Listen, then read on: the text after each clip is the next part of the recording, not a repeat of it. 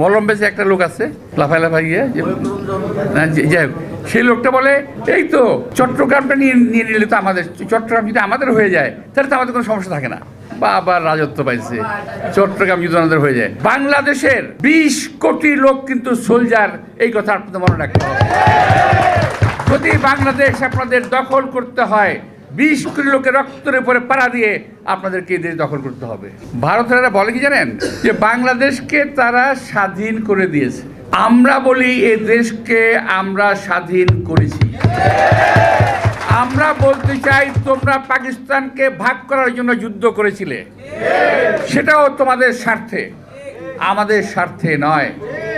এখন আবারও চোখ তুলেছে বাংলাদেশের দিকে। আমরা শুনতে পাচ্ছি ইতিমধ্যেই একটা রাষ্ট্র ঘোষণা হয়ে গেছে। ভিতরে ইন্ডিয়ান পত্রপত্রিকা ওদের কাগজে কলমে দেখা যাচ্ছে হিন্দু দেশ বলে দুটি দেশ তারা অলরেডি চিন্তা ভাবনা করে ফেলেছে। ইতিমধ্যেই ভারতীয় উচ্চ পর্যায়ের জায়গায় তারা বাংলাদেশকে আক্রমণ করলে কি হতে পারে, দেশের অভ্যন্তরে, দেশের বাইরে, বাংলাদেশে আন্তর্জাতিক কী হতে পারে, তারা ইতিমধ্যে এটা নিয়ে গবেষণা শুরু করেছে। আপনারা যারা সোশ্যাল মিডিয়ায় যান, দেখেন যারা, তার দেখবেন এটার মধ্যে এটা পরিষ্কার পাবেন। প্রিয় ভাইয়েরা, এই বাংলাদেশের লোক সংখ্যা কম, দেশ ছোট, লোক কম না, দেশ ছোট, অনেকে বলে গরিব দেশ, আমি বলি আমার বাংলাদেশটাকে উদার দেশ, অনেক উন্নত মানের শক্তিশালী মানের একটি দেশ।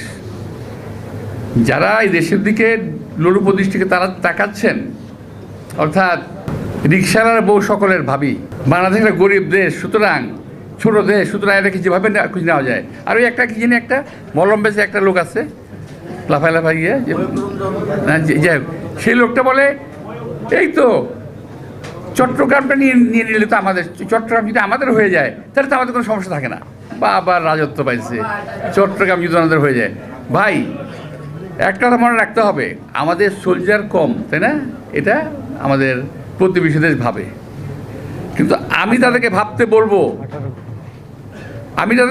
বলবো যে আপনারা 71 সালের মুক্তিযুদ্ধ দেখেন, বিনা ট্রেনিংয়ে কিন্তু আমরা যুদ্ধ করেছি। আপনারা এই 24 সালের হাসিনার পতন দেখেন, বিনা অস্ত্রে আমাদের সন্তানেরা আমরা যুদ্ধ করেছি।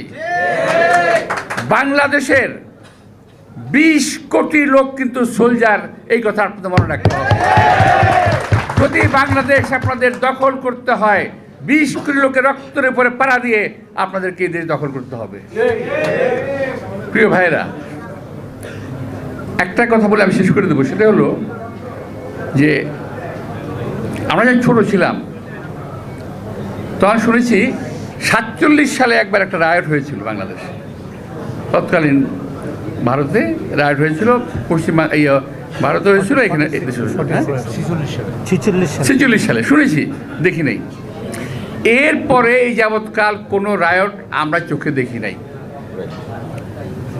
আমরা এক স্কুলে পড়াশোনা করেছি, সবাই যে এখানে যারা আছেন ম্যাক্সিমাম লোক আছেন যারা হিন্দু মুসলমান পাশাপাশি বেঞ্চে বসে লেখাপড়া করেছি।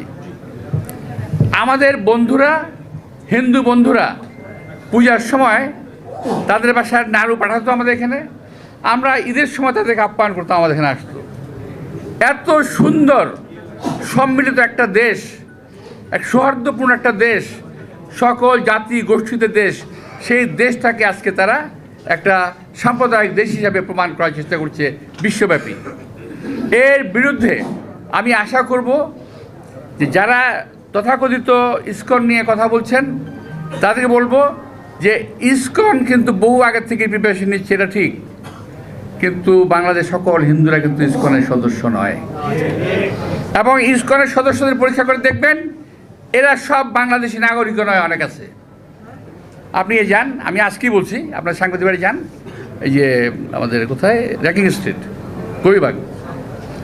গরিবাগ যান, ওখানে যে মন্দির আছে ওখানে গিয়ে দেখবেন ওদের যে চিফ যে আছে যে উনি বাংলাদেশি নন, ডেপুটি চিফ উনিও বাংলাদেশি নন, আরও যারা আছে এরা অনেকেই বাংলাদেশি নন।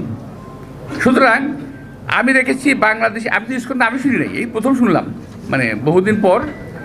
কিন্তু এদের একটা অসৎ উদ্দেশ্য আছে, বাংলাদেশে একটা সাম্প্রতিক গণ্ডগোল লাগানোর জন্য, যাতে করে আবার এর মধ্যে ইন্ধন যোগাচ্ছে কে? এই যে আমাদের এখান থেকে পালিয়ে গেছে কি নাম, পলাতক শেখ হাসিনা ওয়াজিদ, খুনি হাসিনা, পলাতক খুনি হাসিনা, তিনি গিয়ে ওখান থেকে কলকাঠি নাড়ছেন। সারা বিশ্বের কেউ যখন তাকে হাসিনাকে জায়গা দেয় না, আজকে ভারত হাসিনাকে কেন লালন করছে, কোন অধিকারে, কীভাবে লালন করছে?